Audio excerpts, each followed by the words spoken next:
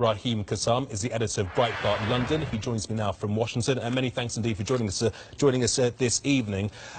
What does it say about President Trump when he refers to countries like Haiti, El Salvador and other countries in Africa as shithole countries?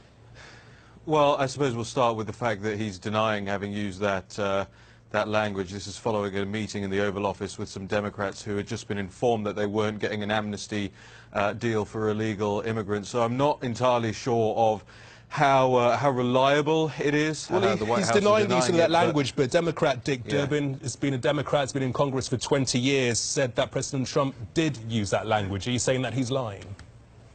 No, I'm just trying to put it in context for you. Personally, I hope he did use that language, Gamal. I think it shows a frankness, a willingness to have a conversation that isn't sort of varnished with political correctness. He wants to know why America has a big illegal immigration problem. Let's not forget the OECD puts out statistics every year, the United Nations, Transparency International, all the corruption indexes. They put out statistics every year that show that there are a handful of countries out there in the world that are pretty bad. I mean, you know, I don't want to use the word on air, pretty but bad you can describe them as what describing a country as being a shithole. Well, look, if you want me to say it, they are shitholes. You know, Gamal, it is the case. There's no getting around it. And he's not saying that they are because, you know, they're bad people there or anything like that. It might be due to corrupt regimes. It might be due to factors out of the control, environmental factors. There might be education problems there. But there are countries that you and I wouldn't want to go on holiday in and sun ourselves in, and I think that's what he's getting at.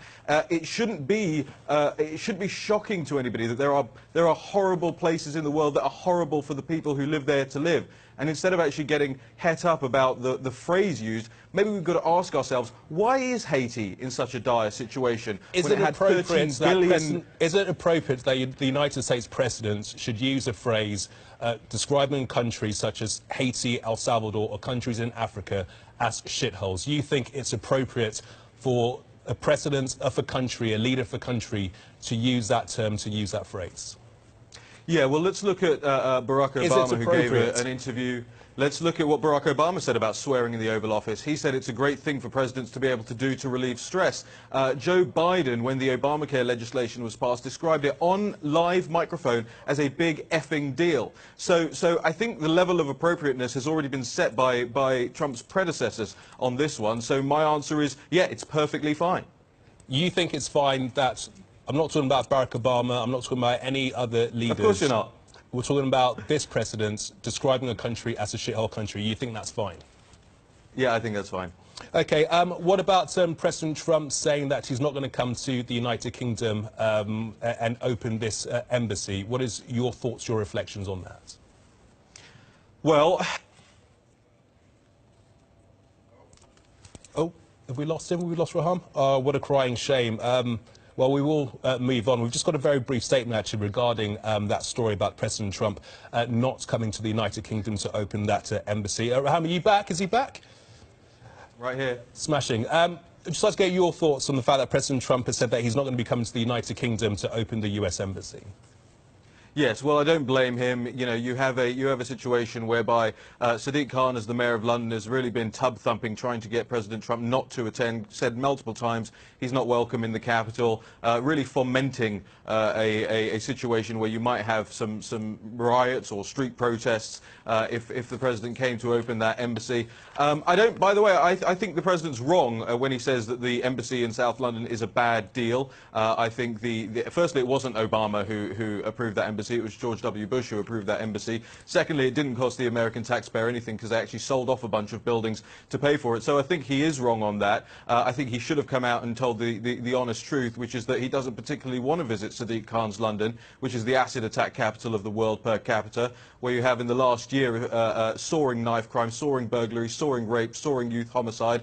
And Sadiq Khan seems to be concerning himself more with matters of state, which he isn't elected to do, than actually solving the situation of crime in London. And it is soaring. And I have to say this, and you'll excuse me for being churlish about it, but places like Sky News and the BBC and all the best and brightest journalists in the country are not covering this. What do you mean? Well, every single day we are covering stories about whether it's knife crimes or attacks where they happen up and down the country. What proof do you have? So Gamal, well, the proof is, can you answer me? What's the at what rate did knife crime go up by in London last year? I'm asking you. I'm interviewing you. What proof I know. do you have? Well, I know. It's not great with the shoes on the other foot. Do you know how much youth homicide went up by in London last year? Have you told your viewers that? 70%. Have you looked at the mayoral's police and crime report from December the 12th? You look at that, almost every single measure out of 42, only 4 of them in 4 categories did crime go down. In every single other area, double-digit rises in crime across London. So you know what? To borrow a phrase from Donald Trump, London's turning into a shithole under Sadiq Khan. OK, I think we'll leave it there. Raheem Kassam, the editor for Breitbart, thanks for joining us this evening. Cheers.